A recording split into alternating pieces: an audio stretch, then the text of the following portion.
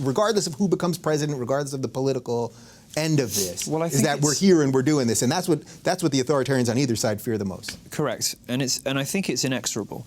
I think it is irresistible. If you look at the 1990s, the emergence of political correctness in the 1990s, which was beaten back very successfully by a coalition like us, well, we're the ones doing it now. And although in the 90s, these people, as Christina likes to say, got the assistant professorships and, you know, stayed in tenure in the universities and all the rest of it, had to go away from the media, but never really went away. They just sort of, you know, consolidated their power and returned as social justice warriors. This time, there's so much more on the line for them, because if they break this time, they are breaking, they are losing with the full support of politicians, the media, and academia.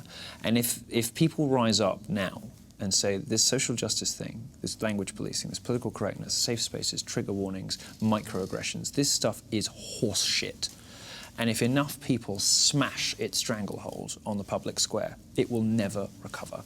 It will never come back in like this again, because it will lose at the height of its powers. It will lose in its strongest possible form. It will lose, as we say in the internet, in its final form. Social justice cannot get any stronger than it is now. It is at the peak of its powers, and it's losing.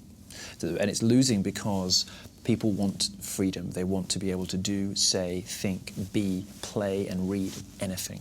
And they have the faith in themselves and in other people that they are able to make the best judgments for themselves on what they believe in.